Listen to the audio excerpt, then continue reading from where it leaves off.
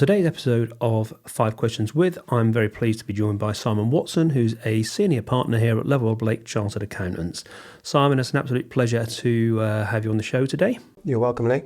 I'm going to jump straight in and talk about the subject of inflation, and how do you think, Simon, it's affecting businesses currently? Well, I think inflation has been one of the biggest challenges a lot of our clients have had to deal with, particularly off the back of so many years of low inflation and never really been something that businesses needed to adjust too much. But, post-COVID, supply chain issues, labour shortages have all meant that pricing has gone up right across the board, and it has to flow through the whole supply chain. So a lot of our clients have had to readdress their pricing. Price increases come to them. How do they pass them on to customers? Certainly updating pricing models have all had to move pretty quickly. And it takes time for those in the supply chain to get their heads around and understand the reasons why. I mean, from an economic perspective, we all know the reasons why. We see that on the TV every day, on the news. But, actually when you're at the coalface and actually understanding those price increases, it's been a very challenging time. And if you don't pass those price increases on, it squeezes your margins and you pay the cost of it. So certainly a lot of businesses have adapted to it very quickly, passing price increases on, but hopefully it's now back under control. And we will hopefully see those levels of inflation again for quite a long time. So it's been challenging, but most businesses seem to have got through it quite well. The Bank of England base rate is obviously linked to inflation. How do you think this is affecting the economy still? Well, that's an interesting one. That is because the impact of the substantial increases in Bank of England base rate that we've seen, coming off the back of an extremely low level of 0.1% back in March 2020, to reach 5.25% as it is today, and hopefully coming down. That is a staggering increase. But for businesses, the actual impact's been far less than you would think compared to the average man in the street with his mortgage. A number of reasons for that. First of all, probably since about the 2008, 2009 times when banks curtailed their lending quite considerably. Most businesses haven't been able to borrow high levels of cash, which means they're so far lower geared than they were 10, 15 years ago. And because of this, and those, which leads back to, responsible lending, because businesses haven't borrowed so much, they've actually had to work on a different plan of actually building up the value of their balance sheets and their own liquidity by retaining profits, in order that they don't borrow nowhere near as much from the banks as they used to. So the levels of gearing, the ability to service debt is far, far lower. So the actual impact, in my view, has been far greater on the individual and his mortgage or her mortgage, as opposed to what has actually impacted on business. But a substantial difference between the two. So do you think the government could do more to support failing high streets? I think the government has to. I think the government needs to recognise that the high street and retail generally has changed, and it's changed forever, off the back of a number of things, Brexit, but most importantly probably COVID, and how we actually accessed all the things we want to buy. And the high street is still very valuable to us as a society. I think it was Napoleon who referred to the UK as a nation of shopkeepers. Well, he's probably quite right. But it needs to change, it needs to redevelop, because the shops that we had many years ago are not the shops we would want today or tomorrow. I think there needs to be more flexibility about planning consents. I think there's a big element of the high street which needs to change back to reflect people's styles of living. I think a lot of city centres and town centres are seeing a big shift back towards residential. So planning is a big issue. And of course, business rates is a big, big challenge to retailers. So if we want to retain a high street, and I think most of us would like to, whilst we do buy a lot of stuff online, it's more of an experience now to go out shopping than a necessity. So I think the government needs to reflect that in its support for retail businesses, because both locally and nationally we have a lot of good retail businesses which we still want to be able to support, but the government needs to just reflect the fact that things are changing. And to expand on that, how do you think these issues could be resolved? I think to resolve it, the main issue would be about business rates. That is the biggest single challenge that you speak to any retailer, they'll talk about. And also what retail space is available and whether retail space which has not been used because it's become undesirable. We hate seeing closed shops and empty shops, but if there was nice flats there, we'd probably feel a lot better about it. So planning consents and business rates, I think, are the two key ones. That actually leads me nicely onto my next subject, which is housing. What are your thoughts on the current housing shortage in the UK? Well, I think, as we've all known, in this country, we've been behind on supply of housing not for decades now. And I think until something really gives in that area, particularly around planning, we will fall behind, which is driving the costs of residential development up massively as material costs and labour costs go up so much that without a proper national programme for it, and a bit clear strategy from government to help house builders rather than hinder them, which I see a lot of, sadly, on a regular basis, we are going to have a problem when affordability of houses just outstretches it. What people can afford relative to the cost of actually building a new home. I think as a nation, we need to accept that the days of a 25-year mortgage are probably behind us.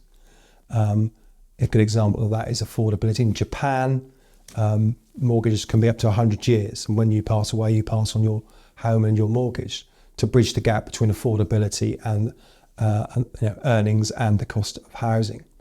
But certainly supply, it needs help from the government. It needs planning.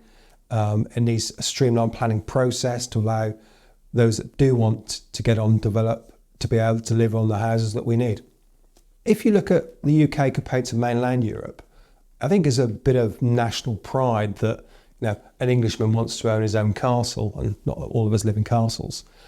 But the ownership of a house is something that's part of our society, whereas other areas, particularly mainland Europe, have a far more relaxed approach to it, and renting is not quite seen as the taboo that it maybe is in the UK. So it's a distinct change where the rental market is more buoyant. I think in this country we try and not necessarily help landlords. I think there's a lot of hindrance to it, particularly in tax policy, because we want to drive towards more home ownership. Whereas actually, if we sat back from it and accepted that a lot of people do like to rent, a lot of people don't like short-term commitments. They might want to change jobs, relocate, and they want the flexibility of being able to rent in the short term. And I think the government probably needs to adapt to that, to allow more landlords to have the fair tax breaks, not any more favourable tax breaks, just be able to even care with other business owners to allow the the rental market to not get too expensive and therefore not too affordable, which drives up house prices. As we come to the end of 2024, what do you think some of the main challenges are for businesses in the UK still? I think one of the key things I pick up all the while when I'm talking to people in business is labour supply, and particularly around skills. It's a challenge which I think every business does face when they can't find the right people to do the job at a time when things are buoyant, at a time when business is going well for them. To not be able to have the right people to deliver what they want to deliver is a huge frustration. It comes off the back of post-COVID, very low levels of unemployment. I mean, you're talking about 4% compared to peaks of 12%. That's a huge amount of people who are no longer in the working economy. A lot of people working reduced hours, a lot of people retiring early. And it's left a skills gap. And it's one where you speak to any sector, they're always struggling to find the right people.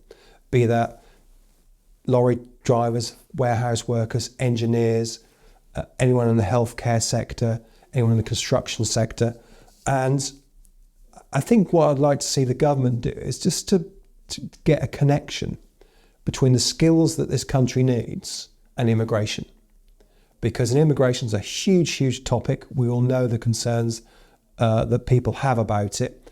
And a proper programme to really manage it, to make sure that we are attracting the right people with the right skills to want to come and live in this country relative to a lot of people who haven't got the skills and yet having a skills shortage.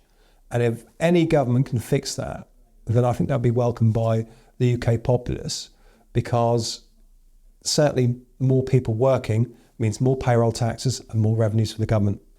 So there's a potential win-win there if they can get those sorts of things right. As a finance business, and obviously as a firm of accountants, our most valuable asset is our people. We're a long-established firm who've trained people as accountants for many, many years. And we'd love to attract more people, but it's very challenging in terms of the attractiveness of the sector, because people certainly who are minded when they leave school or university to become an accountant have a lot of other options available to them, particularly in the IT space. And it's difficult to want to attract the right people into the sector when the actual perception that probably the sector's not that it's not that much fun as an accountant. But I think it's great. I think it's a fantastic career to be in. You get to meet so many different people and so many different types of business that we certainly struggle to recruit in that area and attract the number of candidates that we still do. We still employ a lot of people every year. We still take on lots of trainees and graduates across all our offices. I think for us it would be about the profession waking up and just appealing to more people.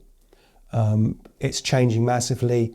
IT, artificial intelligence, all going to be a major part of our world as technology, grows and improves. And I think it's an exciting space to be in.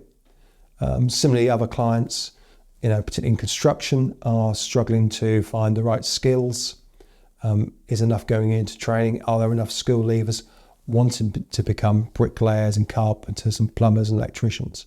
Again, very exciting trades and professions to be in, but are they appealing to the right sort of people?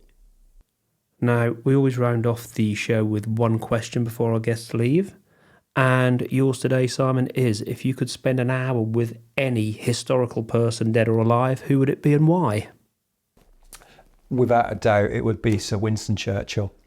I've been a huge fan of what he achieved during his time in office, both not the success of the Second World War, but some of the other things he did along the way as well. I just love his quotes. There's so many famous quotes from Winston Churchill, and what a fascinating character. A statesman whose hobby was bricklaying. How exciting must that want to be? I'd like to do it early in the morning because I know he likes a tipple, so a mid-afternoon tea would probably be pretty drunk by then. But in terms of character and someone quite unique to who you'd ever meet, it'd have to be Sir Winston Churchill. Simon, thank you so much for your time today. Thank you.